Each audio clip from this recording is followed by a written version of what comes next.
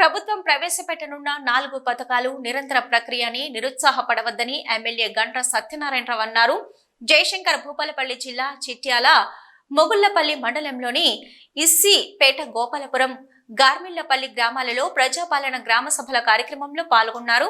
ఈ సందర్భంగా ఎమ్మెల్యే మాట్లాడుతూ తెలంగాణ రాష్ట్ర ప్రధాన పథకాల అమలులో రైతు భరోసా, ఆత్మీయ భరోసా, రేషన్ కార్డు, ఇంద్రమ్మ ఇల్లు అర్హులైన ప్రతి ఒక్కరికి ఈ పథకాలు అందజేస్తామని ప్రజలకు భరోసా ఇచ్చారు.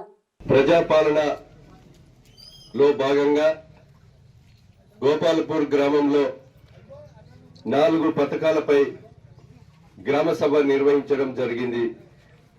ఈ గ్రామ సభకు విచ్చేసినటువంటి మన అడిషనల్ కలెక్టర్ గారు విజయలక్ష్మి, గ్రామ సభ ముఖ్య ఉద్దేశం 4 పథకాల మీద మీకు పెట్టడం జరిగింది.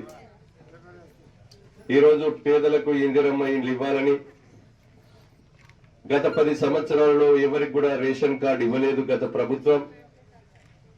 కొత్త రేషన్ కార్డు అందించాలని, ఈ 10-12 సంవత్సరాలలో కొడుకులకు పెళ్లిళ్ళై కోడళ్ళు వచ్చిన, మనమడు మనమరాలు వచ్చిన ఆ రేషన్ కార్డులో కుటుంబ సభ్యులు పెరిగారు.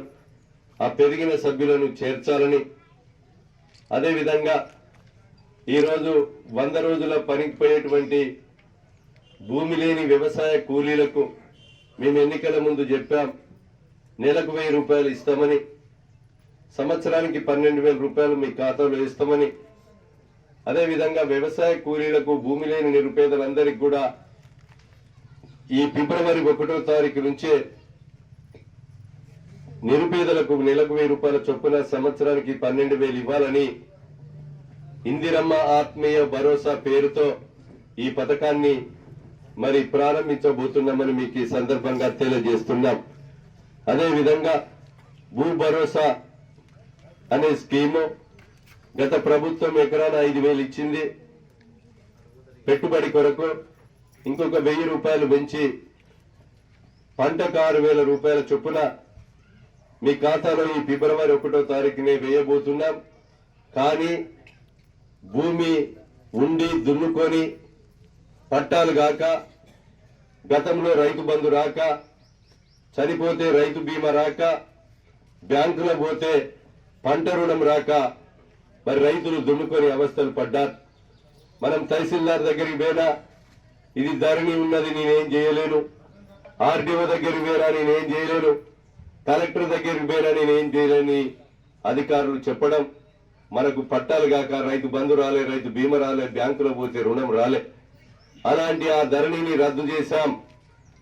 రద్దు చేసి దాని పేరు మీద భూభారతి తీసుకొచ్చి ఖరీదు పెట్టి కొనుక్కున్నా, కారజు ఖాతైనా, ప్రభుత్వ భూమి అయినా, సీలింగ్ ల్యాండ్ అయినా మీరు దున్నుకునే ప్రతి భూమికి కూడా అసెంబ్లీలో ప్రతి రైతుకు మనం పట్టా ఇవ్వాలని భూభారతి మీద బిల్లు తెచ్చి గవర్నర్ తో ఆమోదం తెలుపుకొని ఈరోజు ఈ యొక్క భూ భరోసా పథకం ఏదైతున్నదో పట్టాలు కాని వాళ్ళు కూడా మీరు దరఖాస్తు ఇస్తే తహసీల్దార్కు ఆర్డీఓకే అధికారాలు ఇచ్చి ఈరోజు పట్టాలు చేసే అధికారము ఇవ్వడం జరిగిందని మీకు ఈ సందర్భంగా తెలియజేస్తున్నాం.